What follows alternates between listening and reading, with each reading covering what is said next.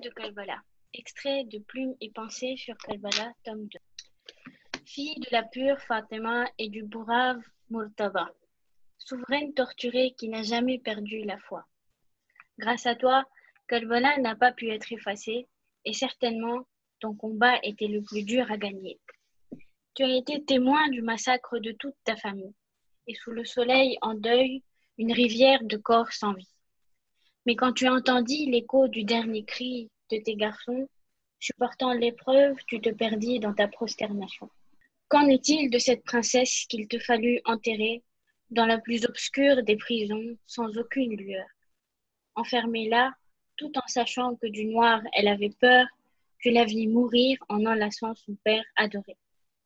Ô Zeynab, si Abbas est le symbole de la loyauté, tu es l'emblème de la persévérance inébranlée. Car quand Abul Fadl tomba à terre, ses bras arrachés, ton devoir était de brandir son drapeau en cachant tes plaies. Malgré ce malheur, en retenant tes larmes, tu triomphas. Mais même en ce temps où l'oppresseur voulait étouffer ta voix, ton discours éloquent résonna dans le palais maudit, au point où il fit trembler les murs ainsi que les esprits. Ces mots déchirants qui firent tomber le monde à tes pieds, quand t'adressant aux damnés, tu dis « Je ne vois là que beauté ». Voyais-tu ces pèlerins ramper à la tombe de Hussein, ou était-ce mon imam, le Mahdi, vengeant ton Nourul Ayn? Finalement, bien que consciente de mon ignorance, il y a une chose dont j'ai vraiment l'assurance. Si on me demande qu'est-ce que Karbala, je décrirai Zeynab. Si on me questionne sur la valeur du hijab, je montrerai Zeynab. Et si on m'interroge sur ce qu'est la patience, je pleurerai Zeynab. Que la paix soit sur toi, héroïne de l'islam, Zeynab. Auteur Zohrain Hussein. Sainte, je te remercie pour la lecture. Inch'Allah, on te retrouve en fin de session. A'udhu billahi minash shaitanir rajim.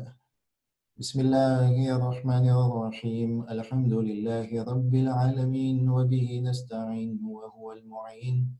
Wa sallallahu ala Muhammadin wa ahli baytihi at-tayyibin at-tahirin. Allahumma salli ala Muhammadin wa ali Muhammad.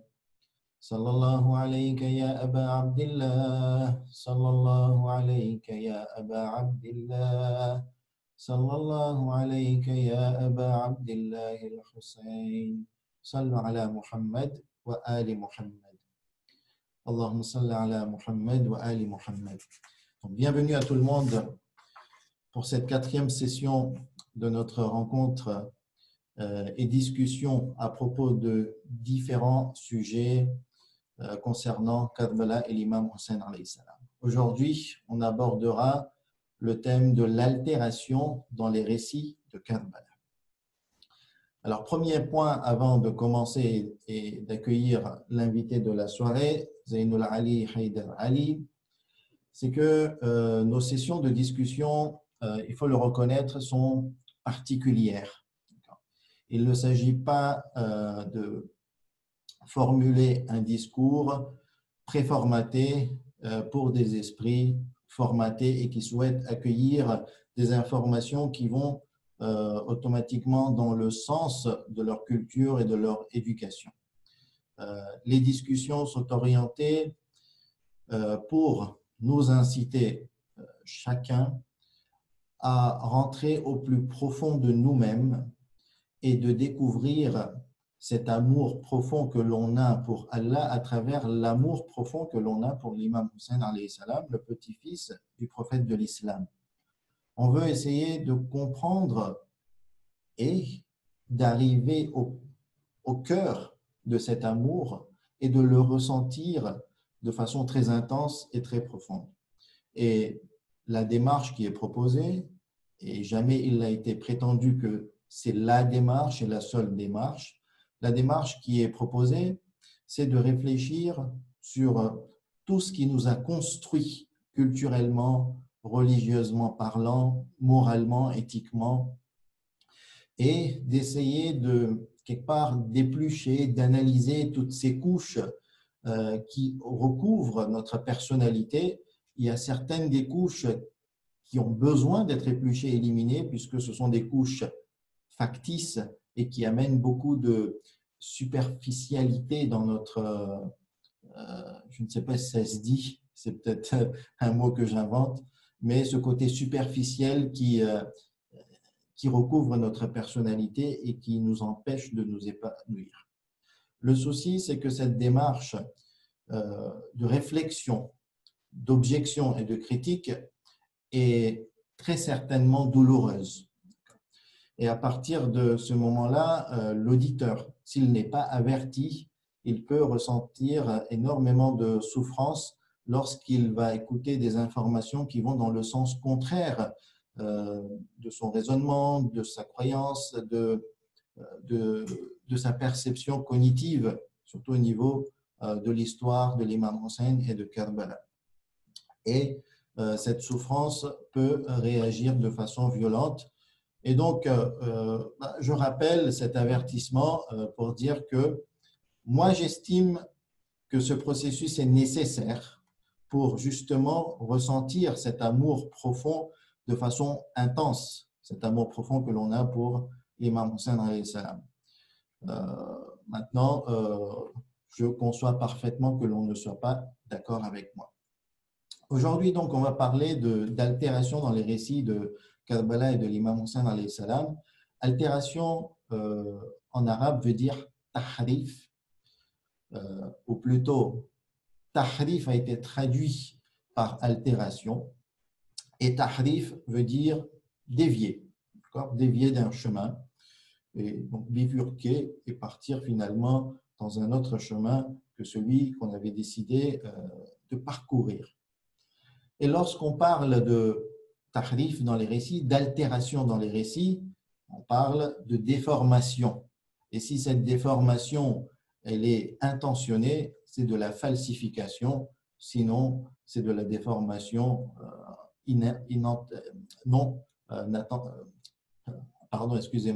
sans intention particulière et sans, on va dire, complotisme. Et donc, pour parler de ce sujet, on va accueillir Zeynoul Ali Haïdari, qui est de l'île de la Réunion et qui est actuellement en France. Alors, de ce que je connais de Zeynoul Ali, c'est que dès le jeune âge, dès l'adolescence, je t'ai connu comme quelqu'un qui lisait et qui posait de façon manifeste ses objections et ses questions qui étaient parfois dérangeantes. Mais après, je pense que tu as connu une évolution. Il y avait un avant-adolescence, un après-adolescence. Tu as connu quand même un parcours assez classique puisque tu as participé au Madrasa pendant de longues années. Je te voyais rafler tous les prix quand tu étais jeune. Ce sont les souvenirs qui me sont restés. Mais ce que moi, je voudrais te demander, c'est que comment toi, tu perçois, après ces années, ton évolution et ton rapport vis-à-vis de Karbala, de l'imam Hussein alayhi salam de façon générale, et particulièrement concernant tous ces récits que tu as entendus, que tu as écoutés lors de dizaines, voire des centaines de majalis et de discours à propos de l'imam Hussein alayhi salam. Comment tu voyais ces informations qui, je pense que tout le monde ressent une certaine incohérence et contradiction. Comment étaient tes réactions? Est-ce que tu as des exemples précis à nous faire part? Je te laisse la parole et exprime-toi comme tu le souhaites et ensuite on enchaînera la discussion, Inch'Allah. Allô, salam alaikum. Alaykoum salam wa rahmatullah. Alors, est-ce que le son est bon? On t'entend bien. D'accord. Alors, j'aimerais commencer mon intervention avec une citation du poète Charles Péguy qui dit « Il y a quelque chose de pire que d'avoir une mauvaise pensée. C'est d'avoir une pensée toute faite. » Pendant mon intervention, vous comprendrez pourquoi j'ai pris cette citation. Donc oui, pendant mon adolescence, je me suis posé plusieurs questions, et notamment sur le sujet de la tragédie de Karbala, J'avais ressenti donc, pendant mon adolescence une grande frustration lorsque je cherchais à avoir une source sur la tragédie de Karbala. En effet, on sait tous que la tragédie de Karbala joue un rôle très important dans la pratique de notre foi. Voilà, pendant les prêches, pendant les médialis, c'est quand même une partie très importante, très sacrée. Et donc, je me disais, un événement aussi important, qui est aussi sacré pour nous, qui est aussi important pour nous, il doit quand même avoir une source autre que les masaïb du Minbar. Parce que là, les seules sources qu'on avait, c'était les masaïb. Et cette question que je me posais de la source, de comment on sait que cet événement il a eu lieu, quelles sont les sources pour les détails historiques. Donc cette question que je me posais, elle devenait de plus en plus importante en découvrant plusieurs failles. Je pense que la faille qui m'a, enfin le fait qui m'a le plus gêné, qui m'a le plus fait poser de questions, concernait Bibi Fatima Sougra. Donc Zohair, il en a parlé hier aussi. Et donc là, je voyais l'incohérence. Donc c'était mon ressenti à moi. J'ai assisté au Sougla Vilab, etc. Et pendant le Sougla Vilab, je me rappelle la première fois, je me disais, il y a une incohérence. L'imam a promis, alors c'est ce que j'avais compris, hein, l'imam a promis à sa fille qu'il allait revenir quand la situation ira mieux. Or, bon, en sortant de Medina, Imam Hussein savait qu'il n'allait jamais pouvoir revenir. Il savait qu'il était sous la menace. Et donc, je me disais, là, c'est comme si l'imam Hussein mentait à sa fille. Donc, en tant qu'imam, ça me posait beaucoup de problèmes. Et après, au fur et à mesure du temps, alors j'ai rencontré un moullah qui m'a dit, alors oui, cet événement sur Bibi Sougla, bah, on ne sait pas trop s'il est vrai. Et ça m'a beaucoup rassuré. Je me suis dit, bon, là, il y avait un mot que tu aimes bien, une dissonance cognitive. Et finalement, les faits sont allés dans mon sens. Donc ça va, la dissonance cognitive a été soulagée. Après, donc, il y a d'autres événements qui sont un peu mis en question. Quand on discute avec les gens, voilà, on va dire que ces faits sont souvent énumérés. Donc, il y a aussi le mariage de Hazrat Qasim, le fils de l'imam Hassan alayhi salam, avec Bibi Fatima al-Kubra, fille de l'imam Hassan alayhi salam. Donc, on dit, voilà, il y a eu un mariage, ce mariage de Hazrat Qasim, l'imam Hussein tenait à ce que ce mariage ait lieu. Alors, je ne me rappelle pas bien si c'est avant ou après le soir de Ashura, mais voilà, on va dire pendant cette tragédie de Karbala, entre guillemets, pendant cette guerre, eh bien, voilà, on pensait à faire un mariage. Donc là aussi, il y a une dissonance cognitive, il y a quelque chose de bizarre. On se dit, bon, c'est pas normal, quoi. Et alors, donc là, cette dissonance cognitive, elle a été soulagée avec le livre que tu as traduit, donc de Cheikh Mutahari. Et donc, dans ce livre, il explique que cet événement, ce mariage de Hazrat Qasim, en fait, il n'apparaît pas dans les sources historiques. La première fois qu'il apparaît, cet événement, c'est dans Rawdat al-Shuhada, ça c'est le titre du livre, de l'auteur s'appelle Hussein Wa'iz al-Kashifi. Donc voilà, apparemment, ce livre, il a été écrit, je crois, en 910. L'auteur est décédé en 910 à peu près, donc on va dire qu'il a été écrit à peu près 900 ans après l'événement de Karbala. Donc dans les sources, il n'apparaît jamais. La première fois qu'il apparaît, ce mariage, c'est 900 ans après l'événement de Karbala, donc ce qui met un peu en doute cet événement. Une troisième dissonance, mais donc là, elle est moins importante que les deux précédentes. Je les ai rangées de la plus importante à la moins importante. C'est lors d'un ziyarat à Damas. Donc là, j'ai assisté à un majalis et je voyais que les noms n'étaient pas les mêmes. Par exemple, il y avait Ruqayya. Alors je me disais, c'est qui Ruqayya? Je ne connais pas. Après, on m'a expliqué que c'était le nom arabe de Bibi Sakina. Il y a aussi Abdullah. Pareil, c'est l'équivalent arabe, dit-on, de Ali Hazret. Donc, on se dit, bon, c'est pas très précis, c'est pas très clair. Ça demanderait à être plus solide. C'est quand même quelque chose d'important, quelque chose de sacré, l'événement de Kerbala. On ne peut pas faire à peu près sur des noms comme ça. Donc, il y avait ce besoin de plus de précision. Et donc, je découvrais qu'il n'y avait pas de base solide. Et il y a ce hadith de l'imam Ali alayhi salam qui dit la différence entre la vérité et le mensonge est de 4 doigts. Donc, le 4 doigts, c'est entre les oreilles et les yeux, il y a 4 doigts. Donc, le mensonge, c'est ce qu'on entend et la vérité, c'est ce qu'on voit. Parce que, comme on le dit en français, les paroles s'envolent et les écrits restent. Donc, le fait que ici, la seule base qu'on a, c'est de base orale, avec les masaïb, ça me posait problème. Et donc, j'ai commencé à faire mes recherches, à chercher des sources un peu plus solides. Donc, à l'époque, tu n'existais pas encore, tu n'avais pas encore fait tes traductions.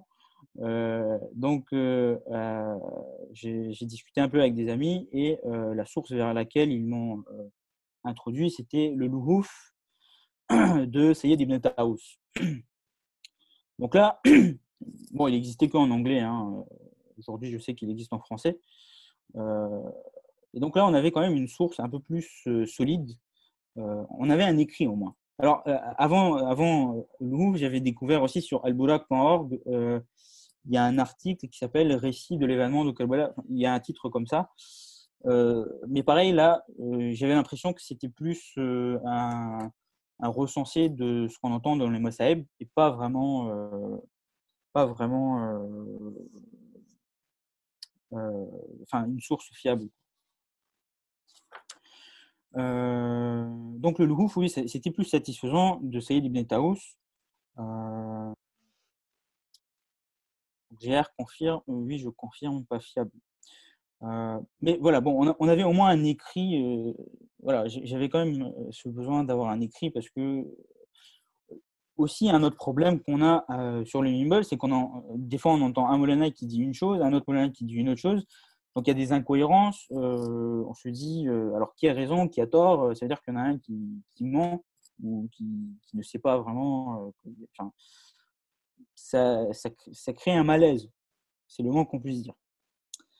Donc voilà, je reviens sur le Rouf de Saïd ibn Taous. Mais là, le problème aussi, c'est que c'est une source qui n'est pas proche de l'événement de Kerbala. Ça a été écrit des siècles après l'événement de Kerbala.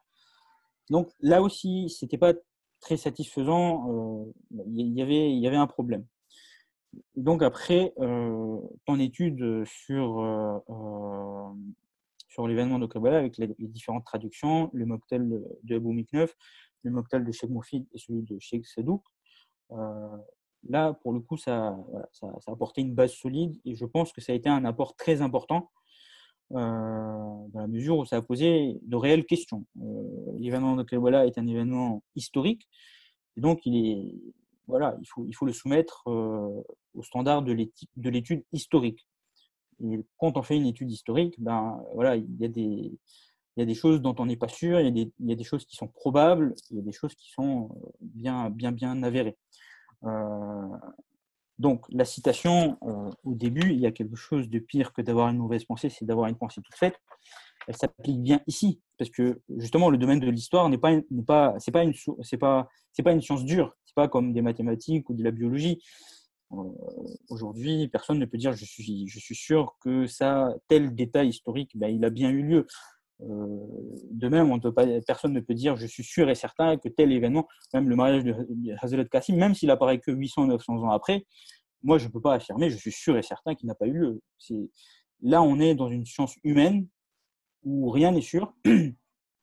Et donc, il faut avoir assez de modestie pour ne pas prétendre des choses, ne pas affirmer des choses avec certitude.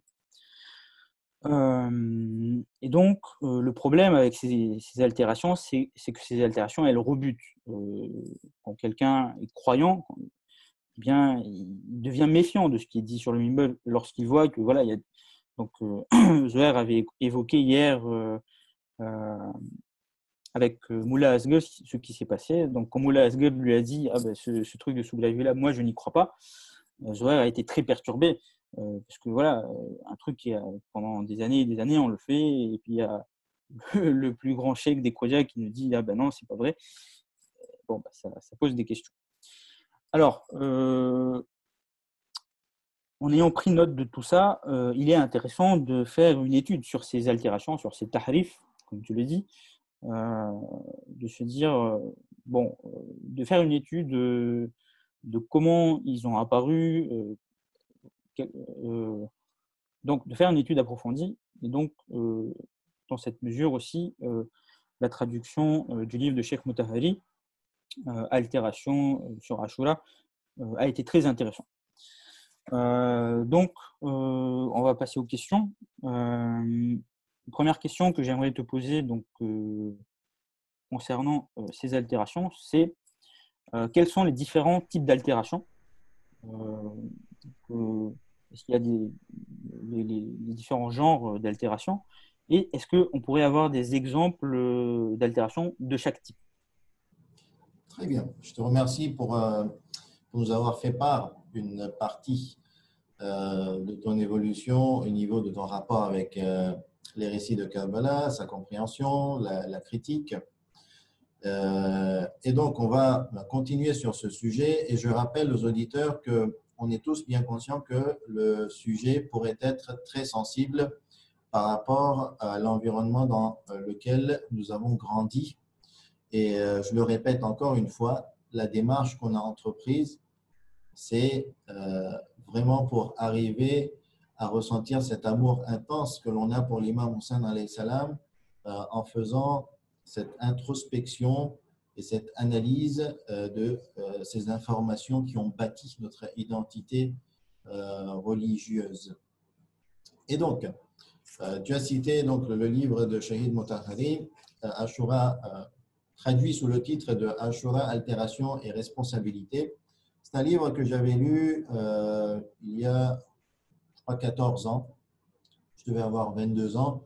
Je l'avais découvert en anglais. Il m'avait déjà surpris, mais à l'époque et toujours actuellement, je n'ai toujours pas un très bon anglais et donc je n'étais pas très sûr d'avoir très bien compris sa pensée jusqu'à ce que je le découvre en Iran. Je rappelle aussi que les savants qui ont abordé ce type de sujet ne sont peut-être pas très nombreux, mais il y a des savants de première catégorie qui ont soulevé ce sujet et cette problématique de l'altération, du mensonge, de la falsification, de l'invention dans les récits de l'imam Hussein alayhi salam. Donc, au-delà de Shahid Motahari, nous avons Sayyid Mohsin Al-Amin, qui est libanais, que vous allez retrouver facilement sur Internet, certains livres qu'il a écrits, et Mirza Hussein Nouri, celui qui a écrit Lu'lu' wal Marjan, et qui est énormément cité par Shahid Motahari dans son livre. En rappelant que le livre de Shahid Motahari est très facile à lire, il se lit rapidement aussi, en 3 heures, 3 heures et demie, donc j'encourage vivement ceux qui souhaitent approfondir à propos de ce sujet, de le lire. Et donc, en résumé, parmi les notions qu'il aborde, il dit que la distorsion par rapport à un récit est de 3 formes. La première forme, et c'est la forme la plus simple, c'est de déformer les paroles, de déformer un texte dans son apparence, dans ses mots.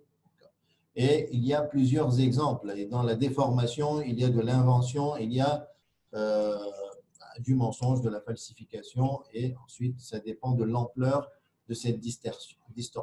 Parmi les exemples que Shahid Motahari nous apporte, vous allez me dire si vous connaissez ce récit ou pas, c'est qu'un jour, l'imam Ali alayhi salam, Amir al-Mu'minin, il était en train de prononcer un sermon.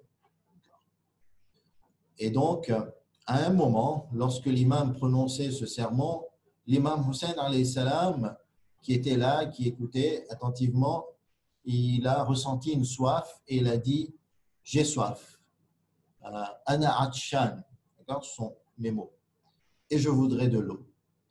Et donc, Hazrat Abbas, alayhi salam, qui faisait partie de l'auditoire, était celui qui a écouté ces mots.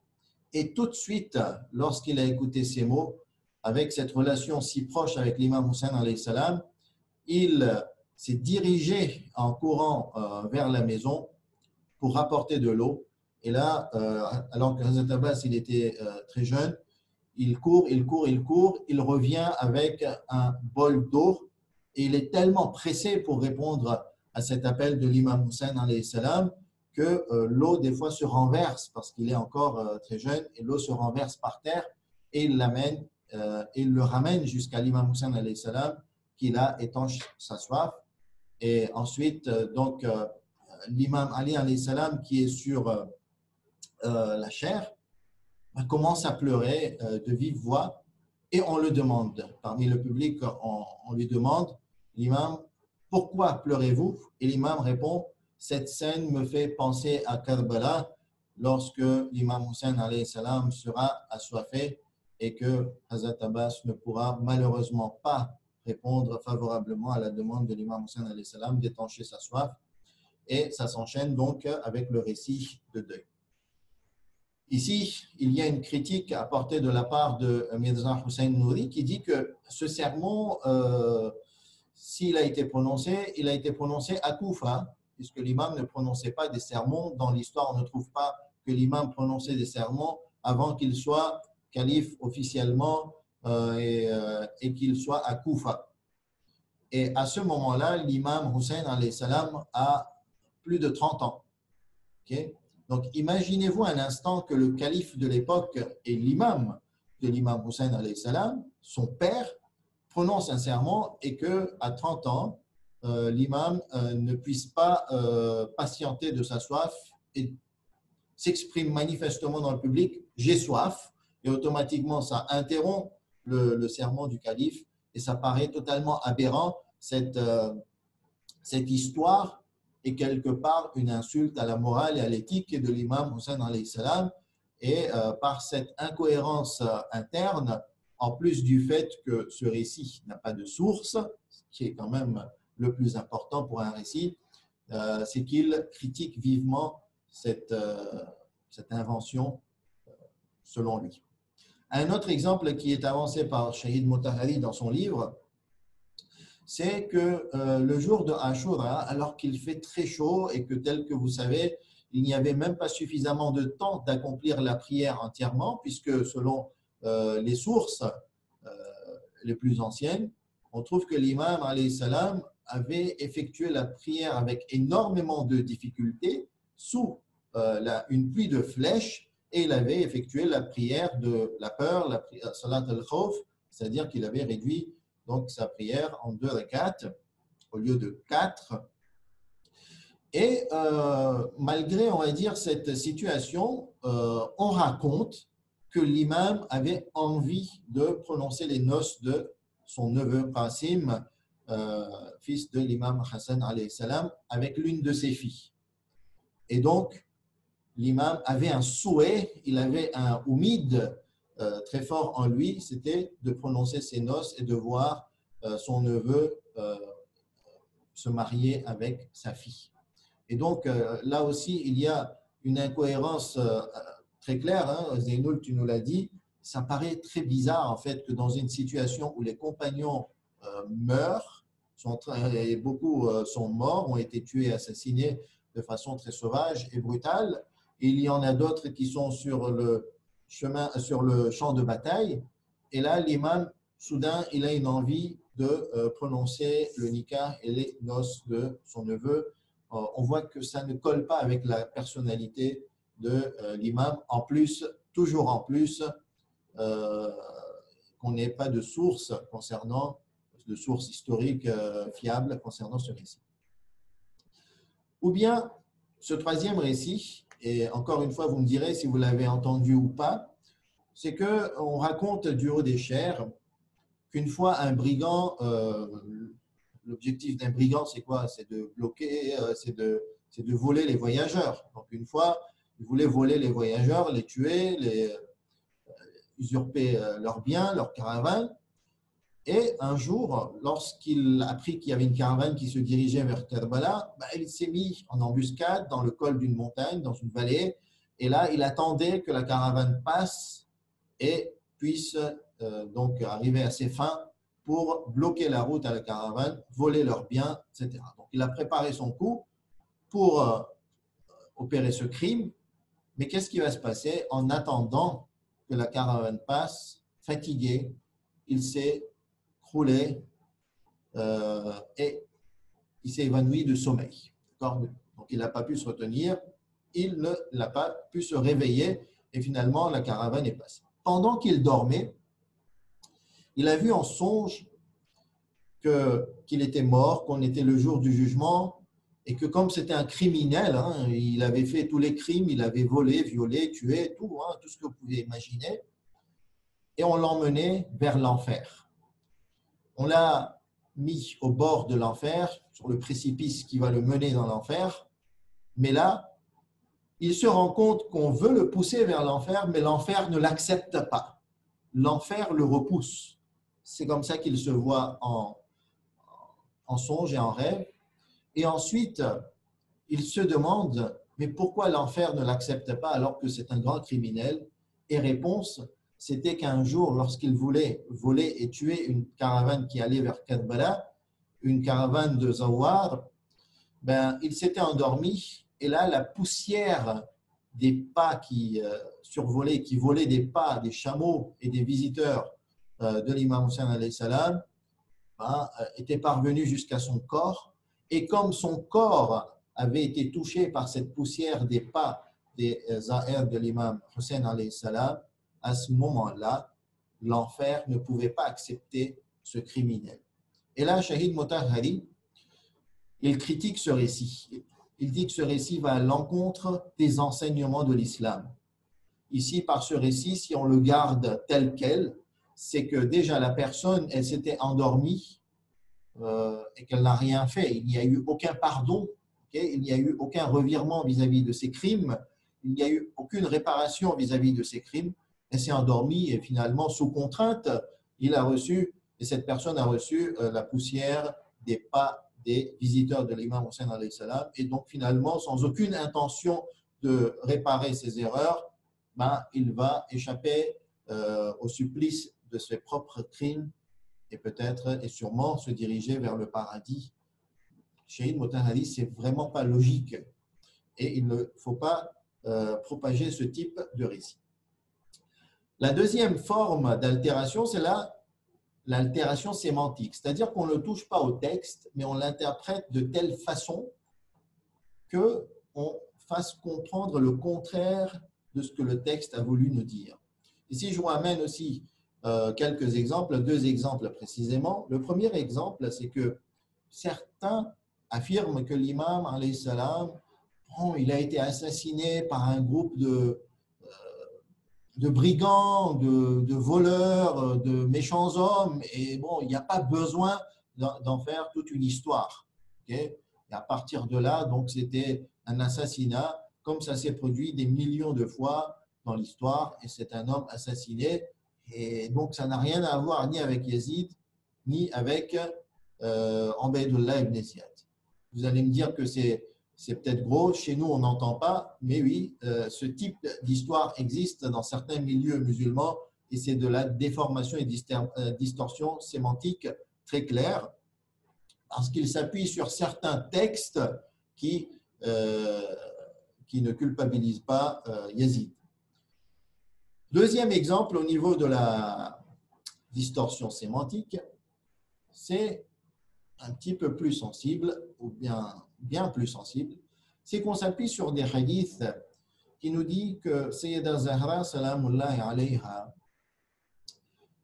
apprécie les pleurs de tous les azadars qui pleurent sur son fils, et le jour du jugement, elle intercédera et elle choisira justement toutes ces personnes dans l'humanité qui ont pleuré pour l'imam Hussein alayhi salam et les mettra dans le paradis.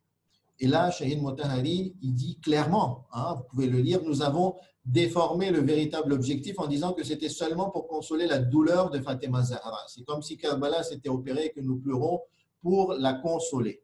On attend de nous que nous versions pour elle quelques larmes pour la consoler. Croyez-vous trouver une offense plus grande que celle-là à l'égard de Fatima Zahra? Salamullahi alayha. Ils prétendent que les imams auraient demandé de pleurer dans l'objectif de la consoler.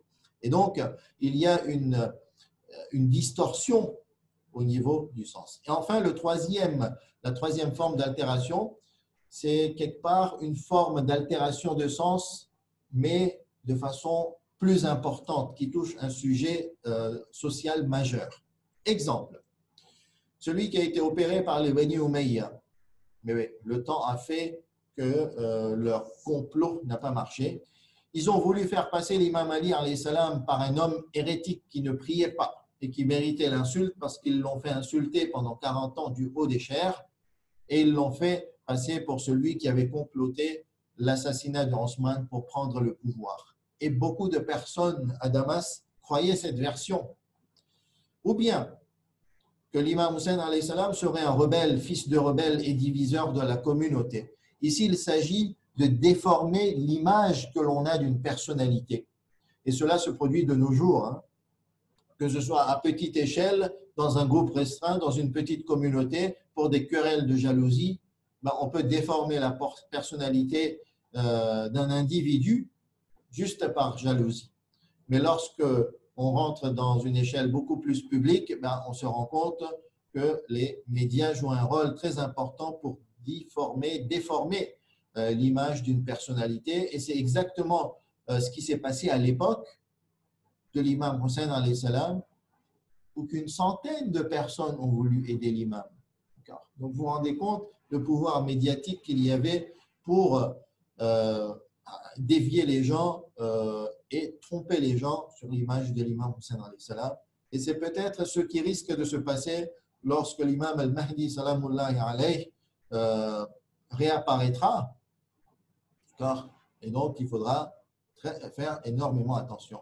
Troisième exemple d'altération de sujet, c'est qu'on dit que l'imam s'est soulevé pour être sacrifié afin qu'il puisse intercéder en faveur des chiites le jour du jugement. Et donc, l'objectif de vie devient le azadari et non l'observation des enseignements islamiques. Et enfin, dernier exemple, celui qui pleure et se force à pleurer sur l'imam Hussein alayhi salam, à ce moment-là, le paradis lui est dû. Quoi qu'il fasse, sans condition. Et d'ailleurs, il y a beaucoup de riwayat, il y a beaucoup de traditions qui disent, par exemple, celui qui est rapporté de l'imam Sadiq alayhi salam, man baka wa tabaka, qui s'est forcé de pleurer al-Hussein, wajabat lahu al-jannah, le paradis lui sera dû. Et de ce type de riwayat, de tradition, on en retire comme résultat que quoi qu'il arrive, que l'on observe ou pas les enseignements coraniques, prophétiques des imams, on ira au paradis tant qu'on aura pleuré ne serait-ce qu'une seule larme sur l'imam Hussein alayhi salam. Et finalement, l'utilisation qui est faite de ce type de tradition, c'est de rendre la religion complètement factice et superficielle. Sachez que même Sayyid Sistani sur son site, il a un riwayat qui dit que ça n'a jamais été sans condition. Ici, le fait de pleurer ou de se forcer à pleurer, même si on n'arrive pas à pleurer et que les larmes se sèchent, le paradis sera dû à condition de respecter les enseignements islamiques, prophétiques, coraniques. Et donc, on voit très bien qu'il y a une altération qui est opérée au niveau du sujet. Alors, Zeynoul, est-ce que tu as des questions concernant cette explication ou tout est clair? Est-ce que tu veux rebondir ou faire des remarques par rapport à certaines des explications? Non, c'est assez clair. Là, voilà, on a les différentes catégories de distorsion avec des exemples. Alors, moi, je voudrais peut-être rajouter une citation de Mullah Hussein Nouri qui, en fait, complète un petit peu voilà, ton explication. Je l'envoie dans le panel de discussion. Aujourd'hui, le deuil de Hussein doit être commémoré. Mais à notre époque, un tout nouveau deuil n'ayant pas existé par le passé a vu le jour. Ceci à cause de tous ces mensonges qui sont proférés à propos de l'événement de Karbala et auxquels personne ne s'oppose. Il faut pleurer sur le malheur de Hussein ibn Ali et non sur les épées et les lances qui ont transpercé son noble corps ce jour-là.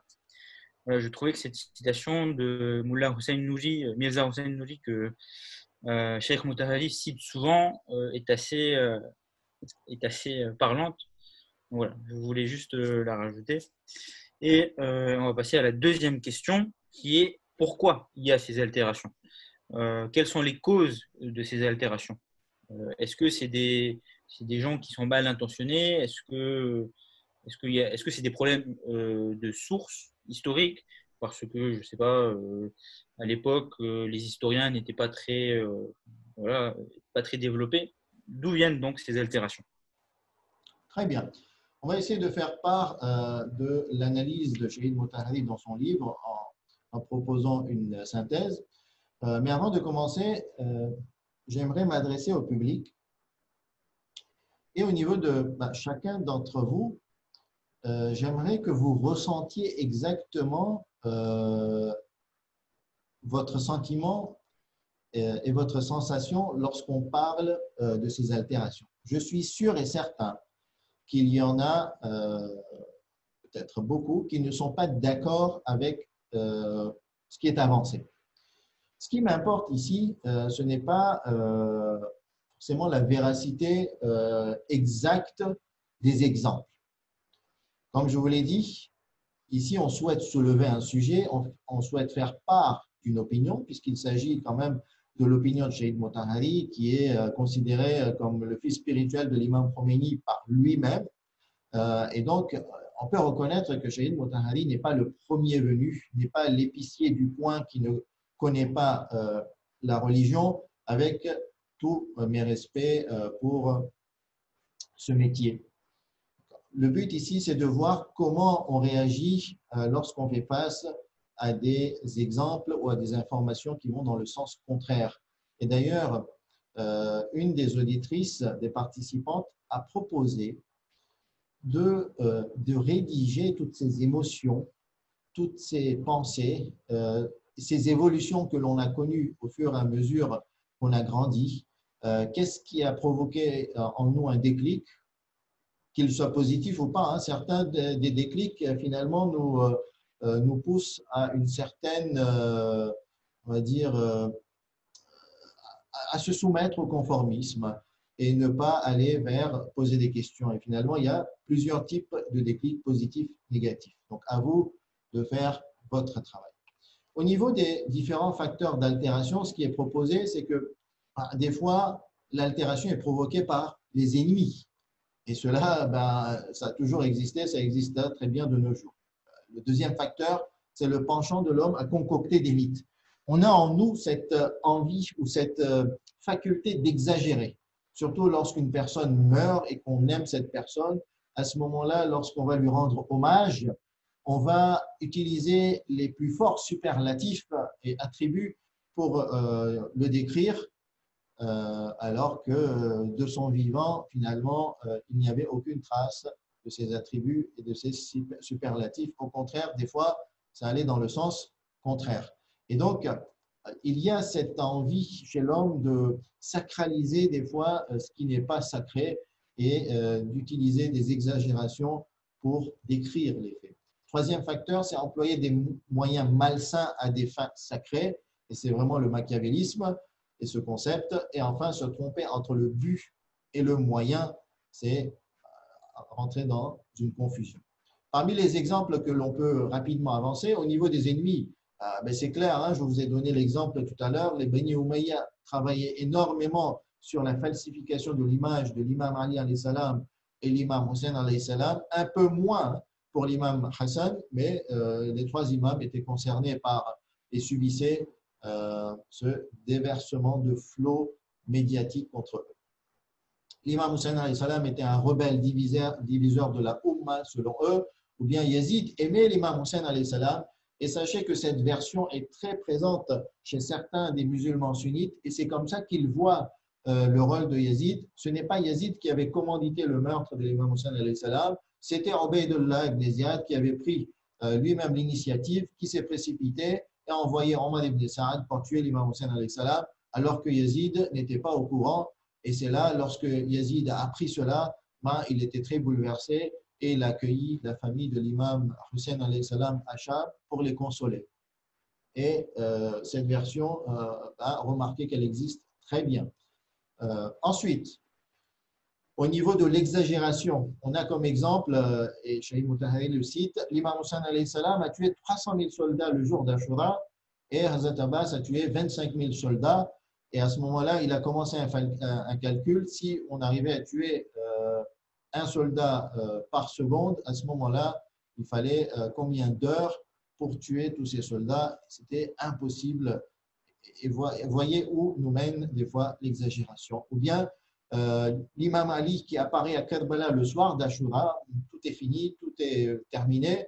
Et là, il apparaît le soir d'Ashura. Aucune source concernant ce récit. Pourtant, il est énormément relaté du haut des chairs. Sa fille Zainab, qui est fatiguée, l'interpelle, dit « Mais qui est cet homme? Qui êtes-vous » Elle ne reconnaît pas son père. Son père lui dit « C'est moi ». Zainab, salamullah alayha, n'est pas contente. Elle se dit « Mais pourquoi tu viens après que tout soit fini ?» Ce n'est pas normal. Et il y a une altercation quelque part, altercation verbale entre père et fille. Et on ne comprend pas pourquoi l'imam Ali, alayhi salam, tout à coup, apparaît sur le terrain de Karbala après que tout soit fini. Et je pense que c'est cette envie de dire que l'imam Ali alayhi salam était là, était présent, c'était le père qui veut consoler ses enfants. Et donc, on imagine ensuite des histoires. Vous savez, une fois, lorsque le prêcheur racontait cette histoire, j'étais à côté d'une personne qui m'est proche, à peu près 45 ans, et cette personne, en fait, elle ne comprenait plus la logique lorsqu'elle écoutait ce récit. Et elle me dit, mais l'imam Ali alayhi salam n'est-il pas décédé? Qu'est-ce qu'il fait? Et au niveau chronologique, la personne s'est perdue par rapport à ce récit parce qu'il n'y a pas de logique chronologique, il y a des apparitions comme ça sans aucun fondement et raison valable.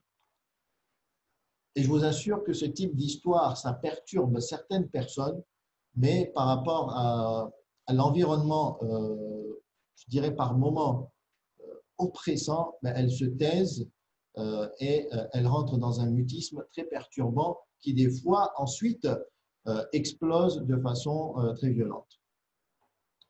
Un exemple au niveau d'employer des moyens malsains à des fins sacrées, c'est tout simplement inventer des histoires pour faire pleurer et pour attirer émotionnellement les personnes. Et c'est là que j'aimerais être clair, c'est que personnellement, je ne suis pas du tout contre le fait d'inventer des histoires en tant qu'œuvre artistique. D'accord ? Dans tous les peuples, dans toutes les idéologies, l'art a existé et c'est l'art qui suscite l'émotion et c'est l'art qui véhicule la culture et l'idéologie. Donc, c'est très important. Mais il faudrait être clair avec les personnes que lorsqu'on concocte une histoire et qu'on propose une œuvre artistique, que ce soit par des élégies, par des chants, par un discours, par un sermon, par une histoire, que le public ne se sente pas trompé et qu'il ne rentre pas dans une confusion entre l'œuvre artistique, qui a de la fiction. Dans l'art, il y a de la fiction, il y a de la réalité, il y a du mélange. Hein. C'est comme des films qui s'appuient sur des bases historiques, mais ce sont des fictions. Et à ce moment-là, le public pourra interagir clairement. Par exemple, hier, ce qui m'a marqué, c'est que Zoher dit que je ne crois pas à cette histoire de Bibi Sourda, Sourda Vilab, etc.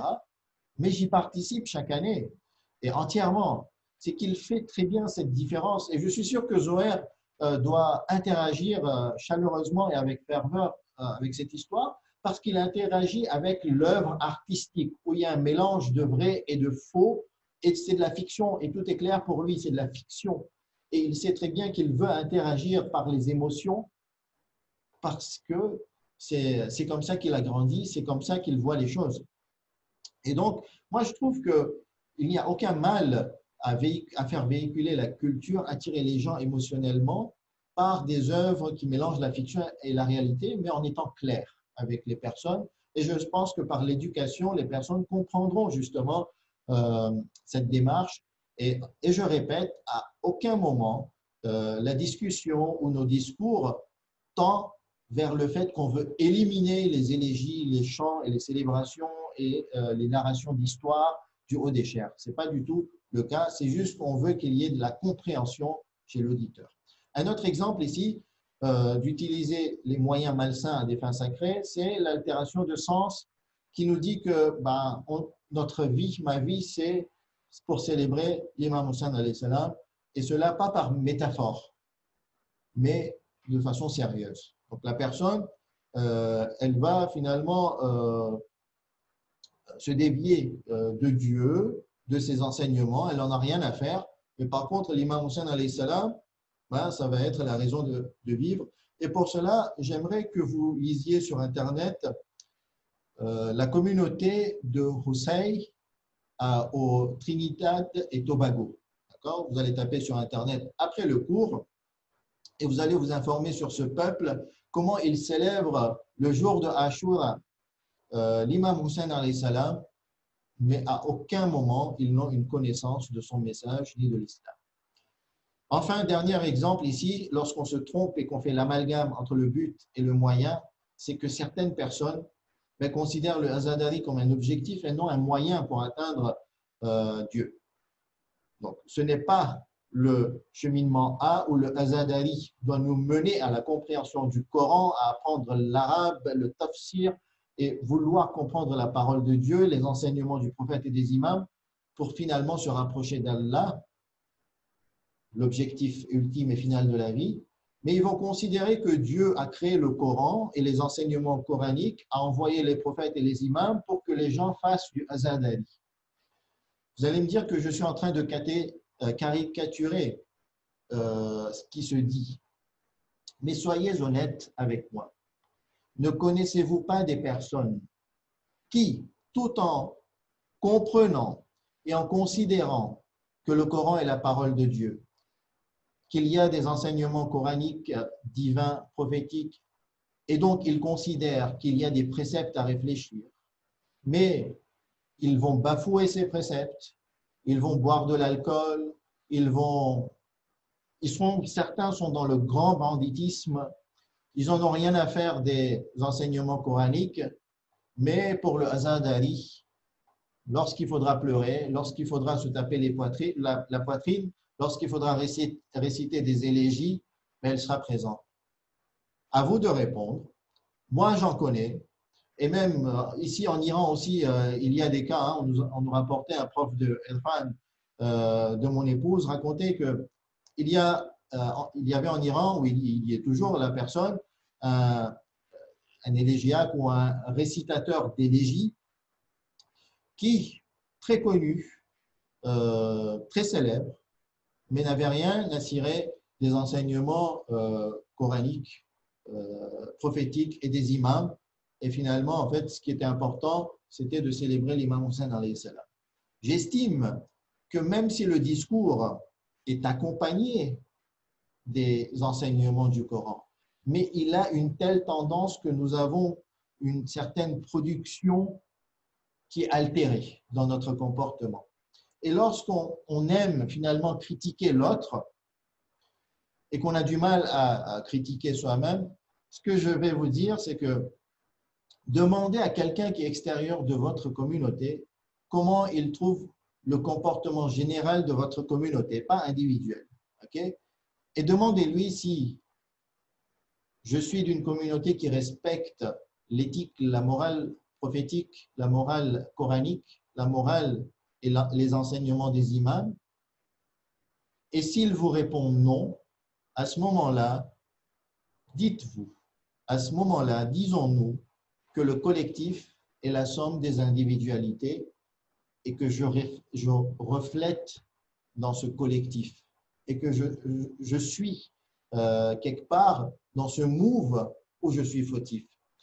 Ce n'est pas évident de le reconnaître Mais peut-être qu'un jour, ça se fera.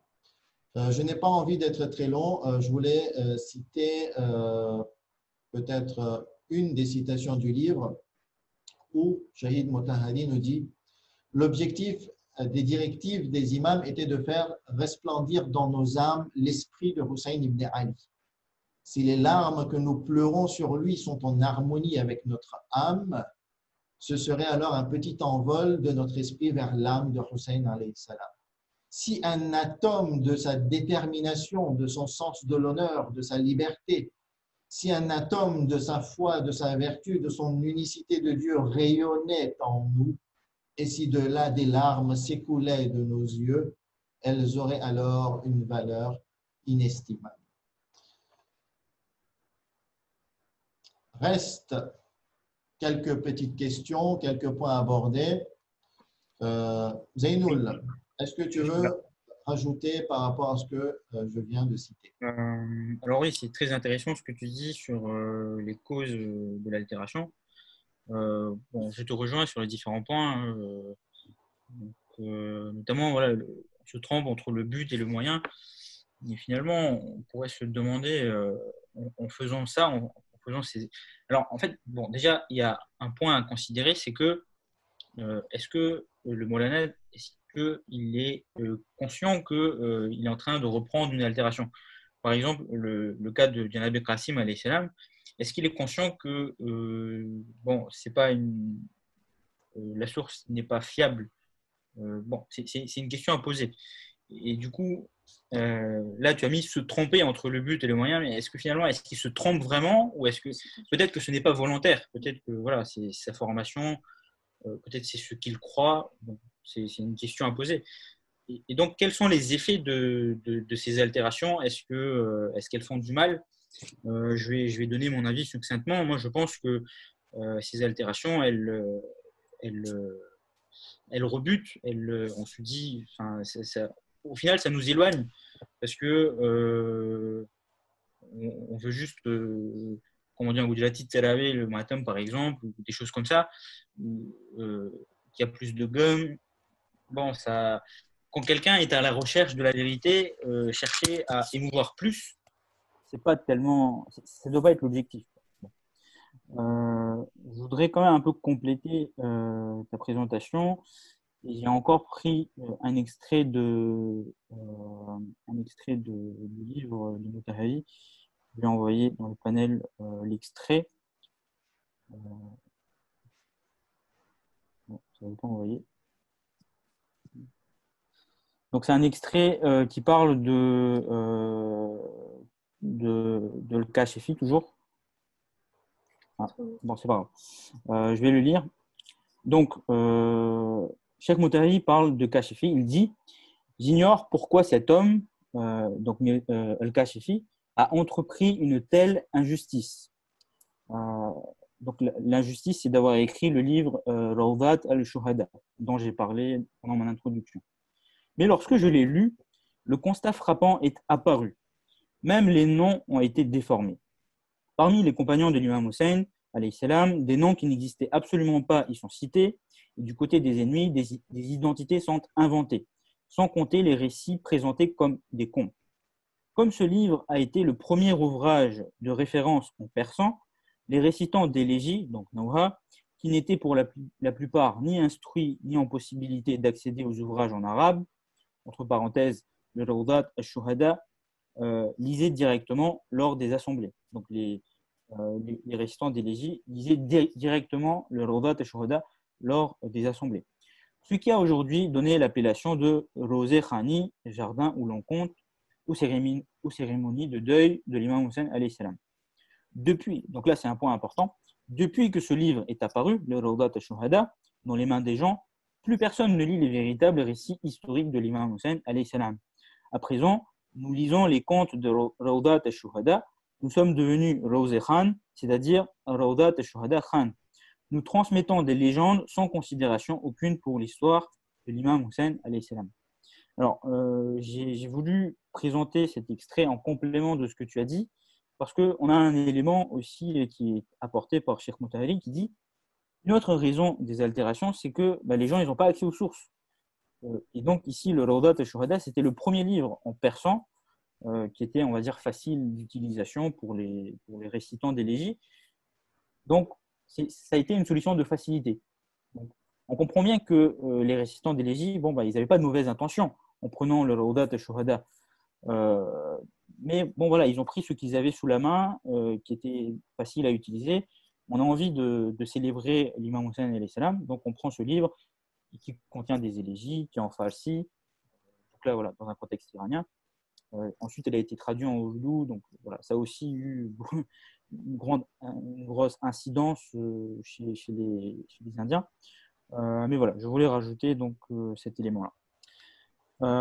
Donc la question suivante que j'aimerais te poser, c'est quelle est notre responsabilité face à ces altérations? Voilà, on a parlé des causes. Est-ce que ces altérations sont tellement importantes qu'il faudrait agir contre cela?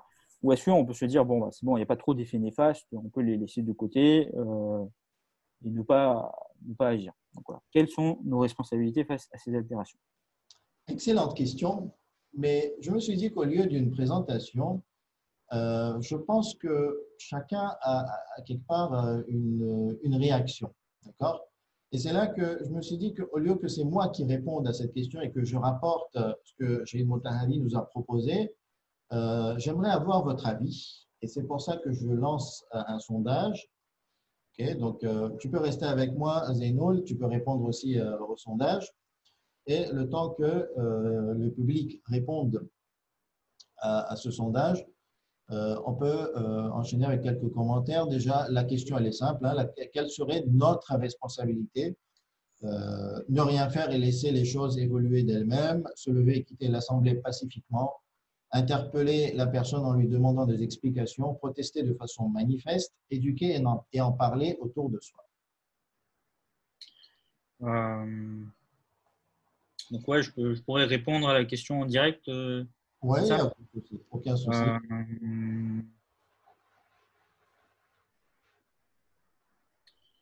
Bon, déjà, il ne faut pas avoir de réaction négative. Voilà, on ne connaît pas les intentions. Et encore une fois, il faut rester modeste. On ne sait pas l'histoire, comment ça s'est vraiment passé. Mais je pense qu'il faut quand même que les gens sachent que voilà.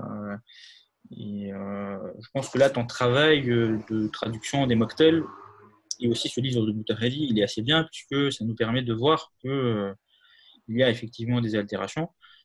Je pense qu'il faut surtout que l'on sache qu'il y a des altérations. Pas forcément, on va pas dire au Molana qu'est-ce qu'il doit dire. On ne doit pas se mêler de son travail. On a un petit souci au niveau du son. En tout cas, moi, j'ai un souci. Ouais, je vais mettre mes écouteurs. OK. Allô, est-ce que c'est mieux? Oui, là, c'est bon. Donc, voilà, je disais, le Molana, on ne va pas lui dire son travail. Mais en tant que croyant, je pense qu'il est de mon devoir à moi de savoir l'existence de ces altérations. Voilà, après, on va pas faire des quotidiens, etc.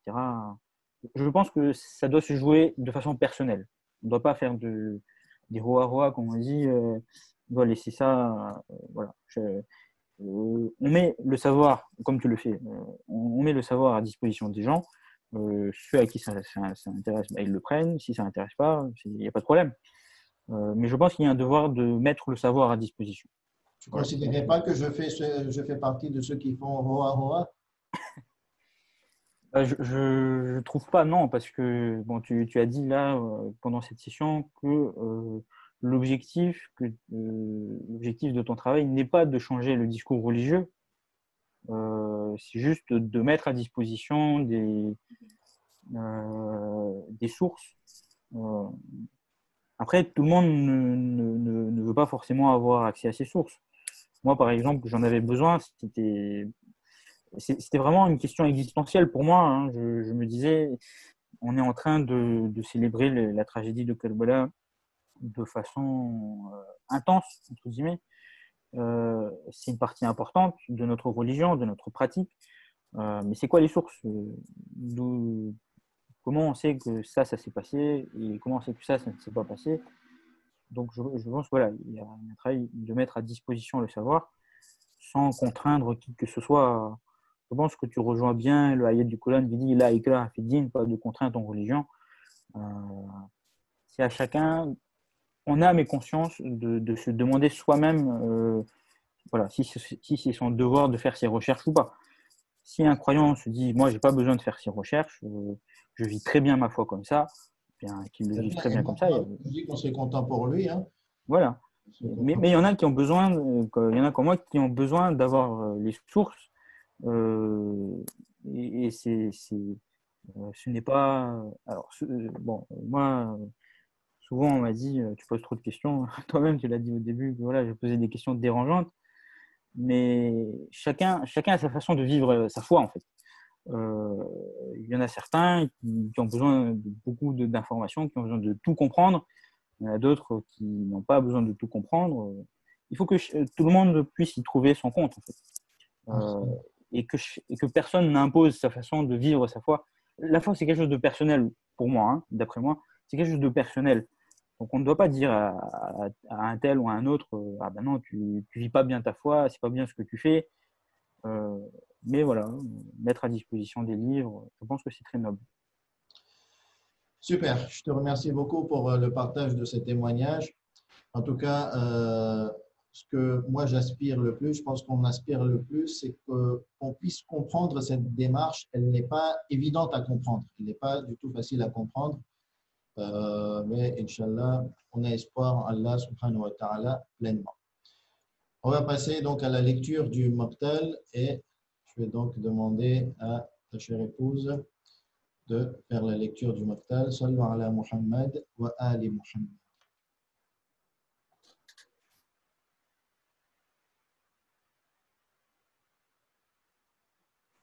On m'entend? C'est bon? C'est bon.